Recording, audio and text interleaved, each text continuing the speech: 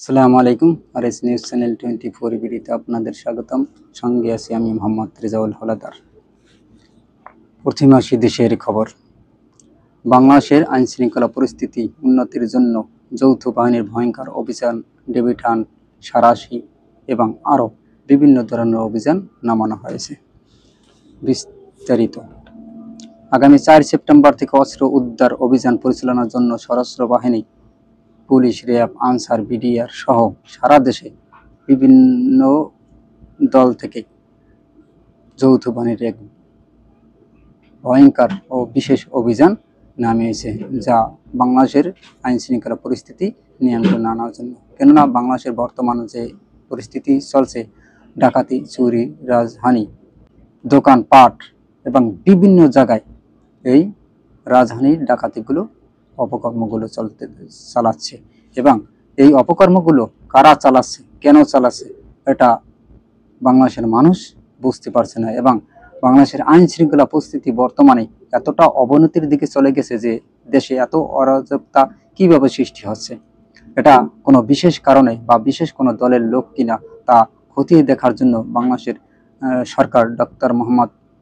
ইউনূস তিনি সারা বাংলাদেশে এখন বর্তমানে ভয়ঙ্কর অভিযান ডেভিড হান্ট নামে একটি অভিযান নামিয়েছে, বিশেষ অভিযান নামিয়েছে, যা প্রথম দিনই বাংলাদেশের সারা দেশ থেকে প্রায় 500-র মতো শীর্ষ সন্ত্রাসী, অস্ত্র চোরাকারবারি এবং মাদক ব্যবসায়ীদের আটক করা হয়েছে এই অভিযানে।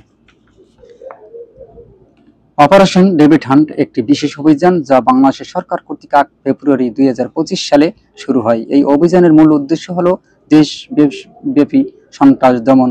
অনেকে বলাবলি করছে প্রতিটি আওয়ামী লীগ সরকার সারা দেশে বিশৃঙ্খলা সৃষ্টির পায়তারা করার চেষ্টা করাকে কেন্দ্র করে এই অভিযান নামানো হয়।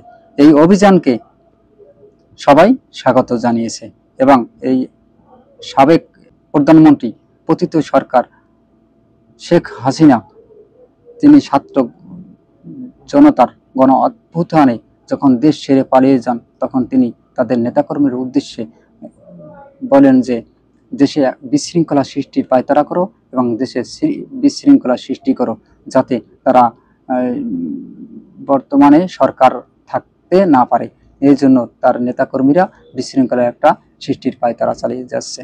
তা ব্যর্থ করার জন্য এবং কিছু অসৎ নেতারা বিভিন্ন ধরনের চাঁদাবাজি, জমি দখল, জোর জুলুম এবং বিভিন্ন স্থানে ডাকাতির মতো সকল প্রকার জঘন্য কাজকে ব্যর্থ করার জন্য বাংলাদেশের অন্তর্বর্তীকালীন সরকার doctor Muhammad Yunus David Hunt নামে বিশেষ অভিযান নামিয়েছেন এবং গতকালকে তিনি সাঁড়াশি অভিযান। এর মূল উদ্দেশ্য হলো দেশব্যাপী সন্ত্রাসবাদ দমন, আইন শৃঙ্খলা পরিস্থিতির উন্নতি করা এবং সকল প্রকার অপরাধীদের আইনের আওতায় নিয়ে আসা। যৌথ বাহিনীর বিশেষ অভিযান অপারেশন সাঁড়াশি এবং ডেভিড হান্ট শুরুর তৃতীয় দিন অর্থাৎ সোমবার থেকে আজ পর্যন্ত প্রায় 13,000 লোককে গ্রেপ্তার করা হয়েছে। এই অভিযানে 2টি পিস্তল, 2টি শুটার গান এবং আরও বিভিন্ন ধরনের অবৈধ অস্ত্র সহ একটি এলজি, একটি 1 শুটার ও একটি পাইপ গান, 2টি গুলি সহ বেশ কিছু দেশীয় অস্ত্র উদ্ধার করা হয়। এই অপারেশন সাঁড়াশি এবং ডেভিড হান্ট ছাড়াও বিভিন্ন মামলায় গত 24 ঘন্টায় 12,775 জনকে গ্রেপ্তার করা হয়েছে। মঙ্গলবার সন্ধ্যায় পুলিশ সদর দপ্তর থেকে এ তথ্য জানানো হয়েছে। পুলিশ সদর দপ্তর থেকে এ তথ্য অনুযায়ী বিশেষ অভিযান ডেভিড হান্ট ও সাঁড়াশি শুরুর পর শনিবার রাত থেকে আজ পর্যন্ত প্রায় 13,212 জন লোককে গ্রেপ্তার করা হয়েছে। এর আগে শনিবার স্বরাষ্ট্র মন্ত্রণালয় জনসংযোগ বিভাগ থেকে পাঠানো বিজ্ঞপ্তি থেকে জানানো হয়, যৌথ বাহিনী দেশ জুড়ে অপারেশন সাঁড়াশি এবং ডেভিড হান্ট শুরু করে দিয়েছে। গাজীপুর ছাত্র জনতার সন্ত্রাসী হামলার ঘটনায় এবং সাবেক প্রধানমন্ত্রী শেখ হাসিনার 32 নম্বর বাড়ি ভাঙ্গাকে কেন্দ্র করে এই দেশে বিশৃঙ্খলা সৃষ্টির পায়তারা শুরু হয়। কেননা পতিত সরকারের লোকজন এই পায়তারাগুলো এবং আইন শৃঙ্খলা পরিস্থিতি অবনতির জন্য বিশৃঙ্খলা সৃষ্টি করার জন্য তারা মাঠে নামে। এক পর্যায়ে তারা তাদেরকে ব্যর্থ করার জন্য এবং তাদের উদ্দেশ্য ব্যর্থ করার জন্য সারা দেশে বর্তমানে যৌথ বাহিনীর এক বিশেষ অভিযান ডেভিড হান্ট ও সারাশি মাঠে নামিয়েছেন।